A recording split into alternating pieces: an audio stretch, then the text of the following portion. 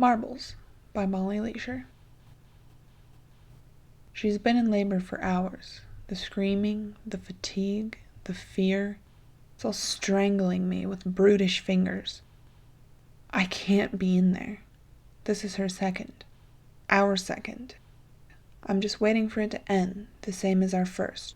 I'm waiting for those fingers to tear my heart from my chest. Just crush it. It hasn't been mangled enough. That's why I'm here in the hall, instead of at her side, because when she needs me most, I'm not there, like my father before me. He never saw my birth, didn't witness me growing up, wasn't there when I became him, and even if he had been, would I be a better man? Hi! A young boy stands before me. He's a miniature lumberjack, stocking cap and all. Our eyes meet. I don't know what to say to him. I'm not good with kids. She's been in there an awful long time, he says, plopping down beside me. Has he been observing me? My eyes lower to my lap, watching my hands wring themselves ragged. People say no news is good news. Not for me, he announces, sighing. He's a cheery thing. No news means bad news. Not about your wife, though. I reckon she's fine. Southern accents are cuter on kids. On people like me, they sound ridiculous. At least I've always thought so. I worked hard to get rid of mine. Supposed to be here? I wonder, glancing down the otherwise empty hall. The maternity ward isn't the place for a kid to be wandering. He doesn't answer, but he seems surprised by my sudden words. His eyes hold on my face before lowering to the floor. He's short enough his feet dangle. For a moment, we just stare at them swinging. Then he speaks again. Nah. He shakes his head, folding one leg beneath him on the seat. Nobody knows I'm here. And then the silence sets in. I glance down at him, at his petite build and oversized clothing. He looks starved half to death, depressed, highly depressed, the same as me. Had lunch? If part of me is going to be a bad husband, at least the other part can play father. No? His eyes light up. What do you have? Went out a bit ago and bought some sandwiches, I explain, fishing them from my bag. I just couldn't bring myself to eat them. Alone? The kid finishes my thought for me. I don't like to eat alone either. What do you like? I ask, handing him half of my sandwich. His eyes light up with passion before he inhales a ravenous bite. He wipes mayo from his cheek and talks with his mouth full. The sunrise? He mutters. Mom used to say the sunrise brought hope of Dad's return. Wishful thinking. I take a bite for myself, licking the dripping mayo from my hand. Then she'd say sunsets brought the sorrow of Dad never returning. But the cycle repeated until she saw him, the boy continues. When she did, I peel a pepperoni from the folds of lettuce, then tear it in my teeth. He does the same, mimicking my every movement. Found his grave. At least she had closure. He leans back in the seat, staring up at the ceiling. I never saw it. Maybe that's for the best, I offer. Hard to find answers in a grave. One day, I hoped he'd tell me he was sorry. You know? He walked out on me. On us, I didn't have anything left of him. The boy consumes an overwhelming bite and struggles to swallow it down. He's a cute kid, but he's practically an adult. And I know what he went through. I fish in my jacket pocket, searching for the only thing my father left me. I brought it with me for good luck, but it seems even with it, I'll have none. Luck. Here. I reach out to the boy. He stares at my hand, brows furrowed, but opens his palm to me. So I deliver my good luck charm and return to my sandwich. Wow! He breathes, ecstatic. Wow! It's not much, I retort, almost embarrassed. Are you kidding? He rests his sandwich down on the seat beside him and lifts the charm in between his fingers. It's a marble. Orange and brown swirl together, a handheld galaxy. But it's still translucent enough for the light to shine through. It reflects onto his face. My dad would never give me something so incredible. Well, I am. I laugh. Here. Shoving the last bite of my sandwich in my mouth, I lift a carton from my bag. The marbles clatter together, a collection of unique spheres. Not one is the same color. That's how my dad preferred them. According to my mom, he said they were like life, a melting pot. But to me, that's just words. They're just marbles. I've never played with marbles before, the boy tells me. He scrambles to accept it with both hands. I'm hard to beat, I warn him. You're on! He drops to the floor. The carton of marbles follows suit.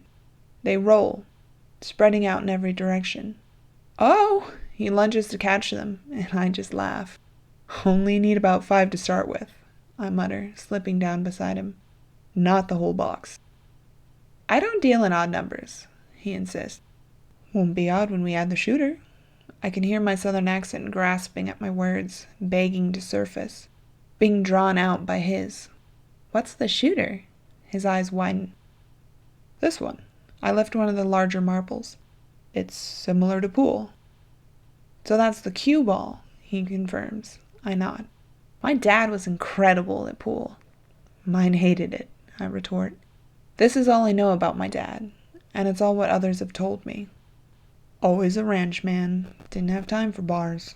The boy drags my hand to him, counting 5 marbles into my palm. Dad said pool was a con, the boy replies. Like magic. Now what? His dad's a real charmer. He was probably a con himself. And wrong.